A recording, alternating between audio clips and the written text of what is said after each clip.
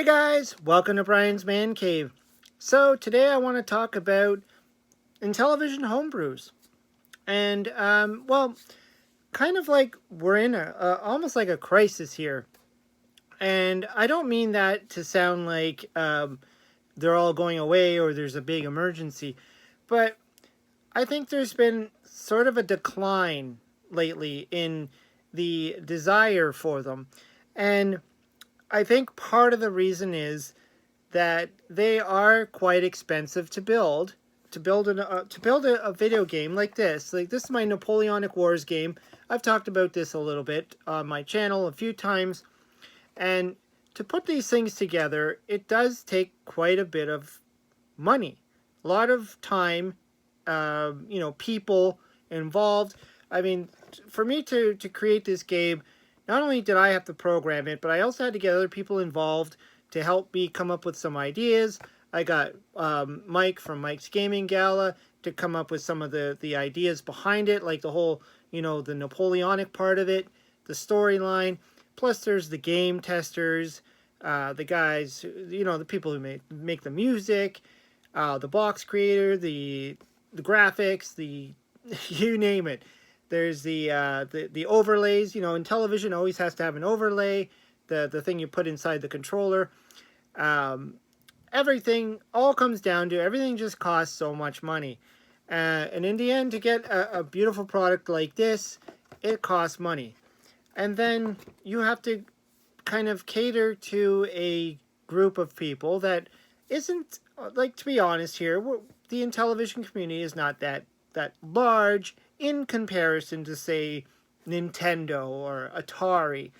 The Atari 2600, for instance. To make a game for the Atari 2600, the materials are cheaper. The cartridge, the boards, everything just is a little bit cheaper, and it doesn't come down to the same amount of cost. For the Intellivision, though, it is expensive. And, for me talking to some of the people out there who are selling these products, and even right now with the Ghostbusters, I did a video talking about this, the Ghostbusters. That's Ghostbusters here for the Nintendo. I don't know where I put my Atari one. I had it here somewhere. Here's Sega Master System. But yeah, so just recently we've been told that there's a Ghostbusters Ultimate Edition that's coming out for the Intellivision, which is going to give us two homebrew games of Ghostbusters for the Intellivision. And this is kind of what sparked me to do this video, was because I've been following this whole thing, and for the longest time I was aware that there was a version already made, and that one's from Inti Home, and that one was released in a limited quantity.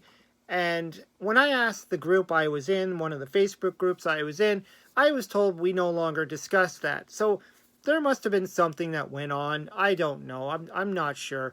I was just told, like, basically I put a question there, and my question was taken down and told that we don't talk about that anymore. We don't talk about it. And so I was like, okay, I guess we'll never hear from that again.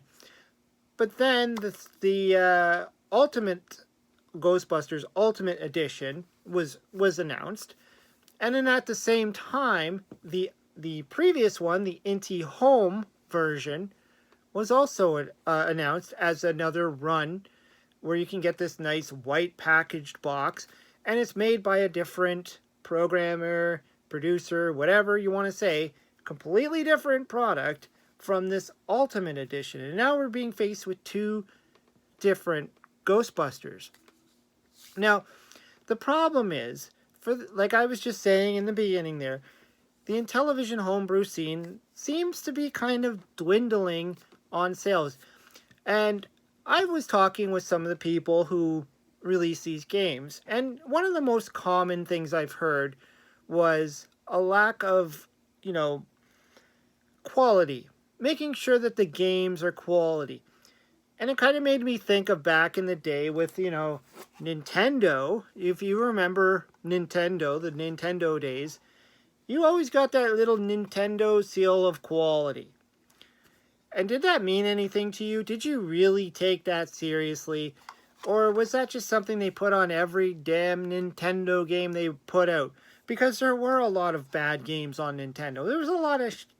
I don't want to say it. There was a lot of crap that was put out for Nintendo. And it had the Nintendo seal of quality. So, you know, where do we stand here? And when it comes to like the Intellivision, there's a lot of games that just get released that might not meet the standards.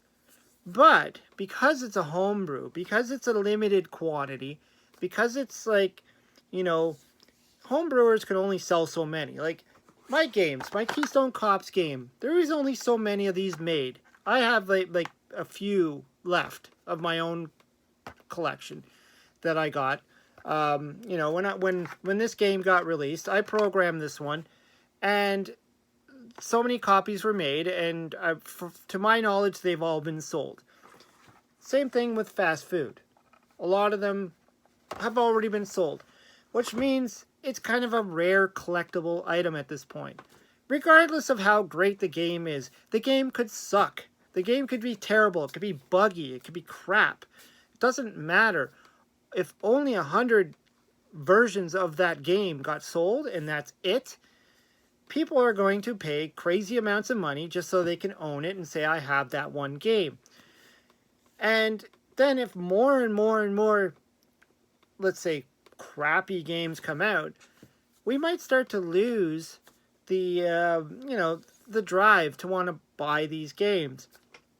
And when I was thinking about the Ghostbusters Ultimate Edition, the new one, not the previous one, the one that has the nice, pretty packaging by Intellivision, I believe. The new one, the Ultimate Edition, because right now, YouTuber Papa Pete, he's been advertising it and talking about it, and it's in a like right now, you could put your order in, and if it reaches a threshold of 100 sales, so basically the end of this month, and this is March, when I'm doing this video now, March 2024, so at the end of this month, I think, or the 24th, somewhere around there, if they do not make 100 sales, you're literally just going to get mailed to you the cartridge. That's it. You get the cartridge.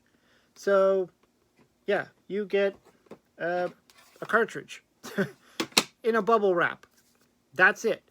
And from what I understand, that's going to be the end of it. It's not going to be sold again. It's just, there's going to be 100 lucky people who have this rare cartridge, and that's the end of it. If it does get the 100 sales, those people who put in their pre-order for the 100 sale, for the, you know, for the game before the deadline, are also going to get the ROM, which I think is pretty cool. I would like that because I would then be able to stream the game on my channel, because currently I can't stream a game unless I have a ROM for it. I don't have the fancy technology right now to connect my real Intellivision to my computer and do a real-time stream. Maybe in the future, but right now I just don't have that set up. So yeah, it'd be cool to have the ROM. But the other thing is, if you want to have complete in box, if you want something like this product, like the Napoleonic Wars, where it's nice in box, sealed, and all that stuff, after the 100 copies have been sold, then you can add $20 more to your order and get the complete in box, sealed, and all that great treatment. And, you know, from what I heard and when I was talking with the other people, some people are getting this confused with the previous version of Ghostbusters made by the other people, thinking it's the same thing. And yeah, it's not. It's two different products. But really what I'm trying to get at is,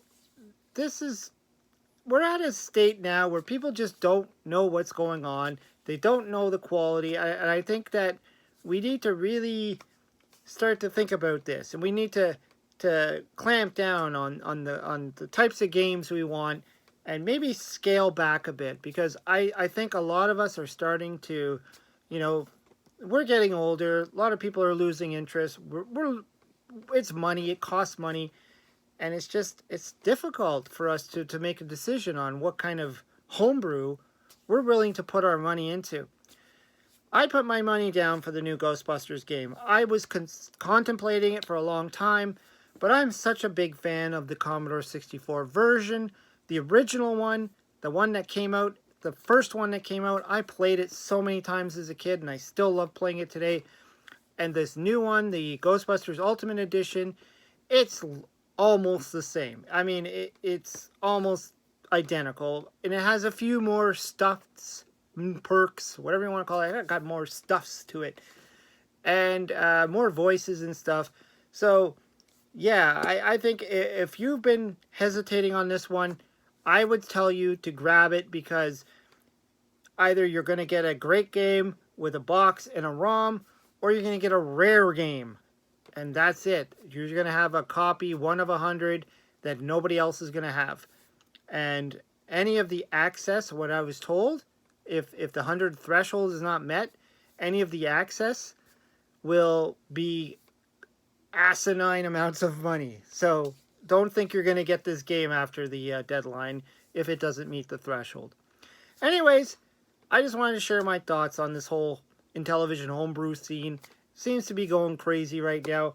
I'll probably have some more videos talking about this. And yeah, Napoleonic Wars is still for sale. If you want to grab one, get one. This is another one that's probably just going to disappear and you'll never get it. And for those who've made it this long into the video, I will be doing a special, for now, 5 signed copies that I will be selling personally. So stay tuned for that. Anyways, hope you liked the video. Let me know what you think. Throw some comments down below. Hope you subscribe. Talk to you later.